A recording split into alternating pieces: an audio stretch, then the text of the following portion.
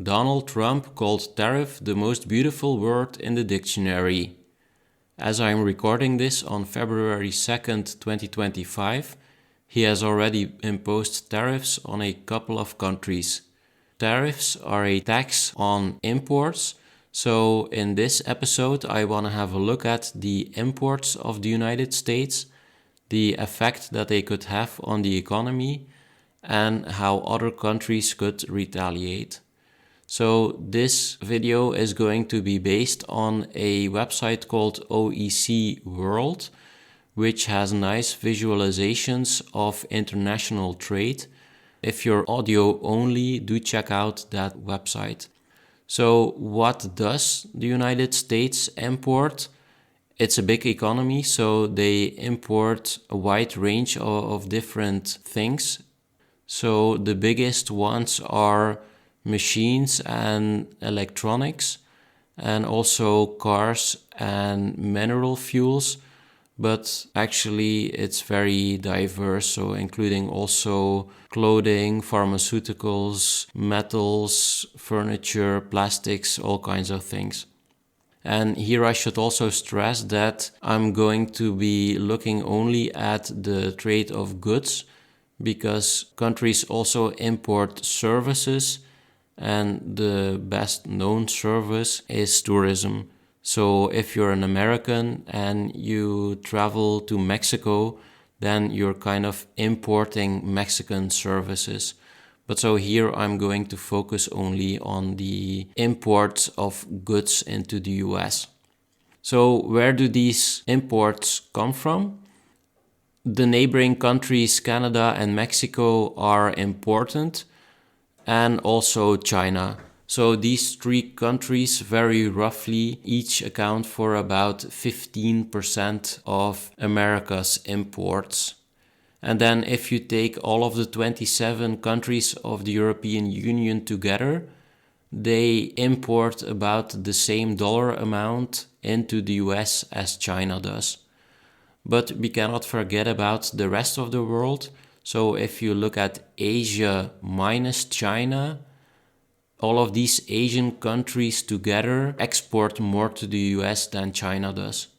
And then for the rest of the world, so South America, Africa, and Australia, these also export to the US, but these are kind of negligible compared to the industrialized regions of North America, Asia, and Europe.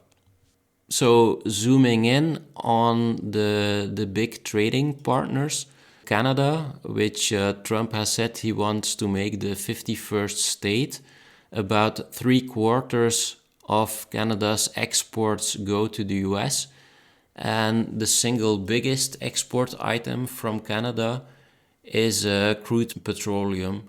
And this may be somewhat surprising, because wasn't America energy self-sufficient? Well, yes it is, but that's only in the aggregate. So some oil from the US is exported to the rest of the world, while the states that border Canada, especially Western Canada, so places like Montana and those kind of states, they do import oil from Canada. And apparently also refineries in the US are set up to be able to process the oil from Canada, because not all petroleum is the same. And we have a similar story from Mexico. So about 3/4 of Mexican exports are from its northern neighbor. And what does Mexico or companies based in Mexico sell to the United States? So a wide range of electric devices, and also a lot of cars. And it's not just finished cars and trucks, but also a lot of parts. And then for China, this was a bit surprising to me, but of all the exports of China, only about 15% are for the United States. So China exports much more to Asia and even to Europe than it does to the United States. And not surprisingly, I guess, a lot of what Chinese companies sell to America is related to smartphones, computers, electronics, but also toys and furniture or clothing and a bunch of other goods. And then for Europe or the European Union, the United States is an important export market. So about 1/5 of the external exports of the European Union goes to America. And the most important item is pharmaceuticals. Of course, not all European countries sell the same. So, for example, if you look at Ireland, most of its exports to the United States are pharmaceuticals. And this is well documented. So, a guy called Brad Setzer has done a lot of writing about this topic. And it's related to the fact that American pharmaceutical companies set up production facilities in Ireland and some other countries where taxes are very low. So when they export to the biggest pharmaceutical market in the world, which is the United States, they generate revenue there, but through tax shifting, they make sure that the profits are booked in countries like Ireland, where the tax is very low. And then we should also take a look at Denmark, because Trump has threatened to buy or take Greenland from Denmark. So if I look at the exports of Denmark from 2022, the American market is about 1/10 of its total exports, and it consists mainly of pharmaceuticals. But here the problem is that the economy is changing quickly. So if you look at the site of Statistics Denmark, you can find a graph that shows that in the last couple of years, the exports of Denmark to the United States has increased rapidly. And that's of course due to Ozempic and the weight loss drugs of Novo Nordisk, so the biggest Danish pharmaceutical company. So the data that I'm looking at the OEC World website is a bit outdated, and now Denmark sells even more pharmaceuticals to the United States. So that's a bit an overview of the 4 biggest trading partners of the United States. Now I should address the question of what impact will these tariffs have. In total, the United States imports about 3 trillion, so 3,000 billion US dollars worth of goods, so only goods. This is of course a huge number, but we can also relate it to the population of the United States, which is also very large. So then you can see that per capita, the US imports about 10,000 US dollars. And is this a big or a small number? Well, it's not that large. For example, if you look at Germany, there the per capita import is about double that, so about 18,000 US dollars. And that's of course due to the fact that a lot of goods that Americans consume are made in the United States, and so they are not counted as imports. So even if you buy something from another state, then that's just domestic trade and it's not counted as an import. And the same is true also in Europe. So a lot of the imports from Germany, for example, come from other EU countries. So I guess if you would calculate the external imports for Germany, that you would also arrive at a similar figure, about maybe 10K per person. Now you can also look at the imports of the United States as a percentage of its GDP. And then you will see that the import of goods and services is quite low compared to other countries. So for the US, its imports to GDP is about 14% in the most recent figures, while, for example, for Canada and Mexico, it's much higher. It's about 35%, so about roughly 3 times that. And so we can imagine that if you make imports more expensive, in the short run, importers will pass through these tariffs to their clients. So things will become more expensive in the United States, so it will cause inflation, similar to the energy inflation that we had in Europe.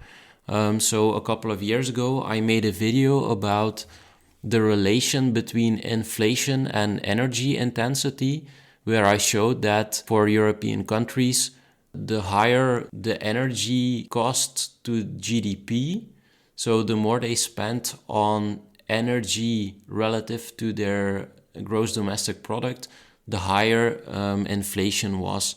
And that was related to the energy crisis in 2022. So you could imagine that there will be something similar for the United States. So if you make imports more expensive, it's going to lift prices. But here you can see that the import intensity is not very high in the United States compared to other countries. So imports are going to take a hit due to the tariffs, you can imagine. So if it suddenly becomes much more expensive to import from Mexico or Canada, companies will find their products elsewhere on the world market. So you're going to have a shift of imports from the countries that have been tariffed by Trump to other suppliers. So maybe more from Asia or from Europe, as long as those aren't tariffed. While the exporters, so Mexico and Canada, their factories will look for other clients. So you can imagine quite some shifting of world trade. But of course, here, Mexico and Canada are in a weak position because for them, exports are a much bigger or quite a big part of their economy. So if American consumers will respond to the tariffs by buying less from Mexico and Canada, that will result in less production and exports from these two countries, and probably also higher unemployment and lower profits for Canadian and Mexican firms. Now, how could these countries retaliate? So how could they respond to Trump's tariffs? Because, for example, Canada and Mexico, about half of what they import comes from the US. But here they are in quite a pickle, because if they would also put 25% tariffs on these American imports, because their intensity of imports to GDP is much higher than that in the US, they will have much more inflation. And so by doing the same as Trump does, they will damage their economies more than the damage that is done to the US economy. So this is why Trump's tariffs are a good tool as a bully.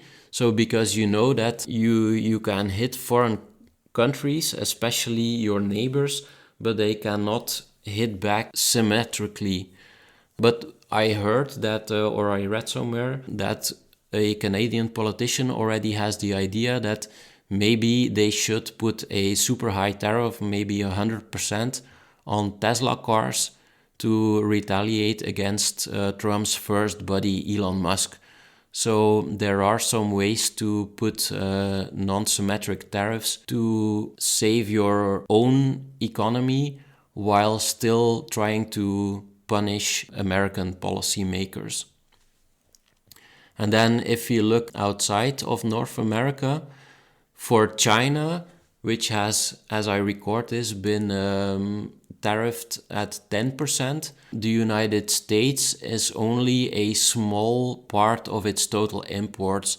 So in 2022, Of the total Chinese imports, only about 7% came from the United States, and a lot of them were related to agricultural products like soybeans and corn. So you could imagine that, as I think happened already during Trump's first term, that the Chinese will buy these soybeans, for example, from Brazil, and then Brazil or the countries that usually buy soybeans from Brazil will buy it from the US if they don't have tariffs. And then finally, looking at the European Union, about 11% of our imports came from the United States, and it's mostly energy products. And here, of course, I'm looking at old data because a lot of Europe's energy came from Russia, but due to the sanctions, the European Union relies more on American oil and gas. So if the European Union would put a tariff also on American goods indiscriminately, it would have a very bad effect on inflation in the EU. So I can imagine that European policymakers are already listing options not to hurt Europe's consumers too badly, but still to target the United States exports. So that's a overview of the tariffs of the United States. I didn't go into everything. For example, the reliance of US car manufacturers on parts from Mexico and Canada, but I think I gave you a solid overview of the tariffs and the imports of the United States. So thanks for making it all the way to the end, and till next time.